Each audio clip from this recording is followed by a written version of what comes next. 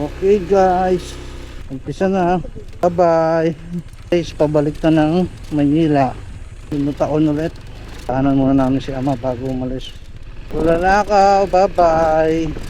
Tutin po namin ang Mindoro.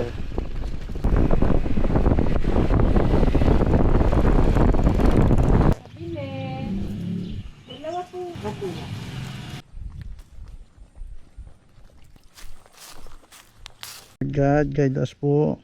Salamat po kay ama at kay ina. Gabayan niyo po sana kami sa aming paglalakbay pa uwi. Gabayan niyo po kami sa buong taon na malilipas sa amin.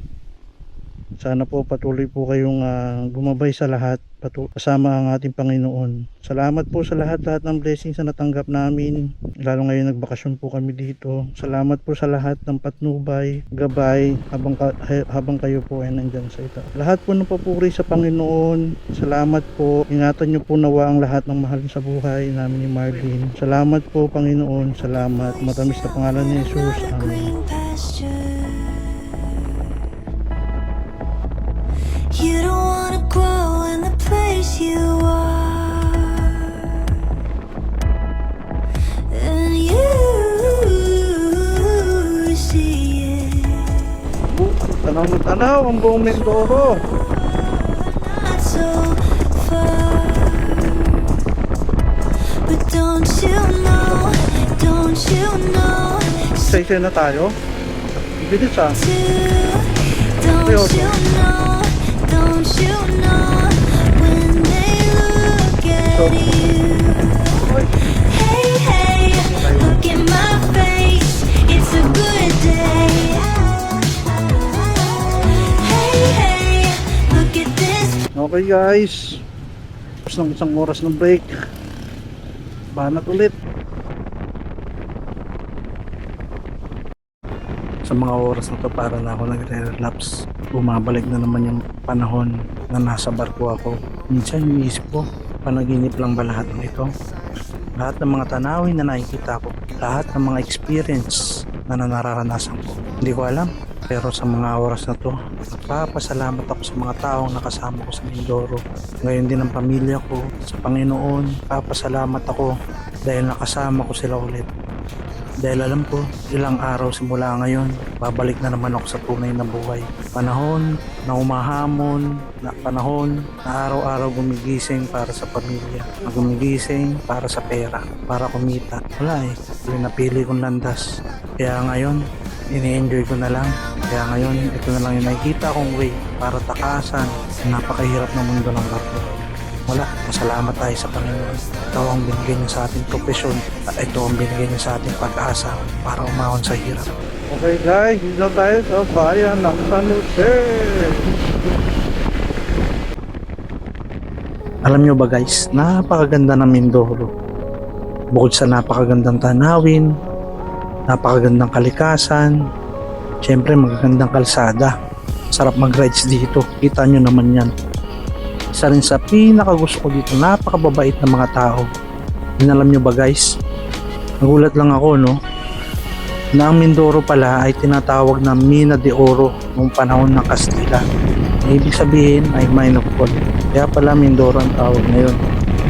And then bukod doon, matagal pa rin itong kilala sa lumang tala ng Chinese treasure na tinatawag itong Mai. Siyempre, kapag Mindoro ang usapan, hindi mawawala ang tama raw. Sa Mindoro lang ito natural na makikita. Kaya talagang simbolo siya ng isla. Tahanan din ng mga mangyan ng Mindoro, isa sa mga tutubong grupo sa Pilipinas na may sariling kultura at tradisyon. Kaya hindi lang maganda ang dagat at bundok dito. Ang Mindoro ay punong-puno rin ng history, kultura at kwento. Ito lang dito po. So, kung okay na po ito, boss? Sige boss, agad nyo boss. Sabutin natin ang Maynila.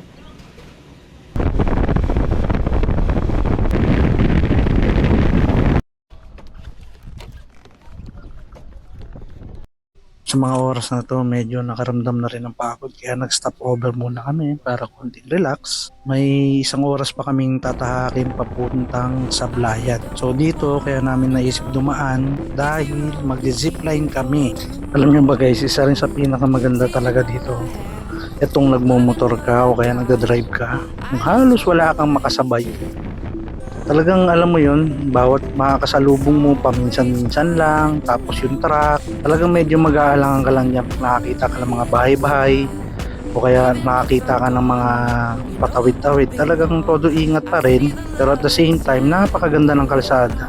Paminsan-minsan lang meron kang makakasalubong, tapos malalawak pa yung kalsada. Kaya talaga mai-enjoy mo yung pagdadrive dito. Hindi yung parang alam mo yun, nai-stress ka kakadrive. Sa panahon na to, dito nalaglag yung rosary ko. Kaya medyo nagbagal kami. Tinatry kong hanapin yung rosary. Kasi nga, pakiramdam ko yun yung gabay namin. Yun yung lagi kong hinahawakan kapag nagdadrive. Nalaglag kasi pero hayaan na natin. Balik na tayo sa biyahe. Hanggang sa narating na rin pala namin ang bayan ng Sablayan. Dito pupunta na kami sa registration at para masubukan na ang zipline. Bali guys, pagdating nyo merong registration. Siguro parang environmental fee yan. 11 pesos lamang bawat isa. Pwede na, di ba? Alright. Vlogger. Sabi nila ito daw yung longest zipline sa Asia. Search natin yan. Correct me if I'm wrong. Di ba? Tama? Mamatay ako. Grabe nang mamamatay ka agad. Dito nagtalo pa kami kung matutuloy ba o hindi. Dapat una naman sinabi mo na eh.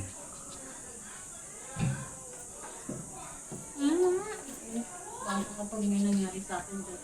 Ba't naman may mangyayari sa'yo? Pipi. Ano lang yan? Pumikit ka lang hanggang sa makarating tayo doon. Mabagal na lang tsaka mababa na yun doon, oh. Ang hirap pala mag-convince eh. Hindi yan. Parang mataas pala, natatakot din ako. Hindi ko lang pinapahalata. Ganda ng view, oh. Oh, doon sa kabilang ano. Oh. Hindi nga yan, sabay tayo sabihin natin. Ngayon, sabay tayo sabihin natin. Baby! Subot. Nakakapagod. Saan ka hawak? Ay! No puedo dejarte de pensar. Te conocí en un party de Madrid y me seguiste hasta Buenos Aires. Dijiste nunca me he sentido así, tía, es que tú sí quieres arte. Todo se puso intenso y yo me fui perdiendo en esos ojos, en tu acento, y ya lo que siento. Creo que otra vez estoy enamorada. No puedo dejarte de pensar. Todo de ti es tan diferente. No me da miedo intentar. Lo que vaya el amor de repente. Dices que no fue una casualidad. Eso tenía que pasar. Y yo intento escapar. El destino no va a comprar. Y ojalá esto sea eterno. No quiero que se termine el invierno. Ya me confundo el acento, verde el sentimiento. Ya no sé a quién le miento. No puedo esconder lo que siento. Que otra vez estoy enamorando. No puedo dejarte de pensar. Sa mga oras na to, bali pabalik na pala kami dun sa pinanggalingan namin.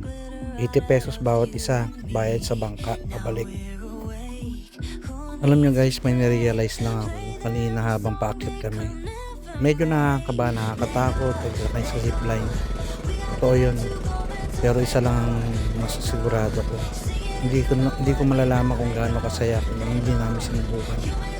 Pati siya, hindi rin naman siya natakot. Sabi niya, bitin pa nga eh. Dapat daw mas mabilis. Pero galing, no? Minsan nauunahan lang tayo ng takot. Kaya hindi natin nalalaman kung gaano sarap pala yung experience na dapat natin puntahan.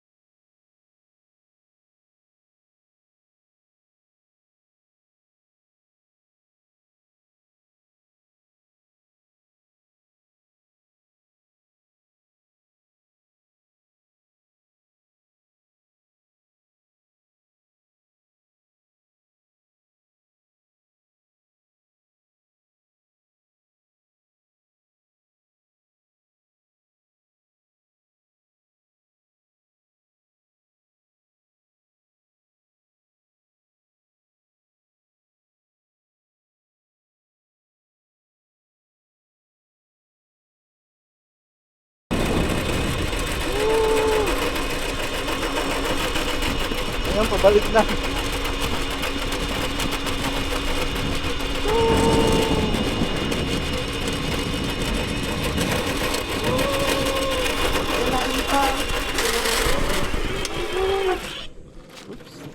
Thank you.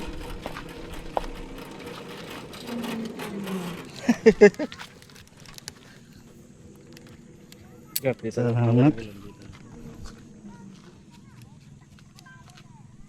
Pabati na rin po ba kayo? Pagka ano? Oo, pabalik na rin kami. Patanggal mo na sir na ano. Dito, dito po. Ito? Ayun, pag mo. Ayan. Baliktad talaga yung camera mo. Anong baliktad? Baliktad talaga, hindi nakalap. Anong baliktad? Ganyan talaga yun. Oo. Ba't parang di naman nakaplay? In-stop mo na? Kanina ko pa init. Sir, yung sasakyan niyo po, punta lang po kayo doon, no? Sa may... Papunta po doon. Opo. Yung puting bangka po. Oo, sige po. Salamat. Sabihin niyo na lang po, kayo po yung... Ah, Thank you po. thank you po.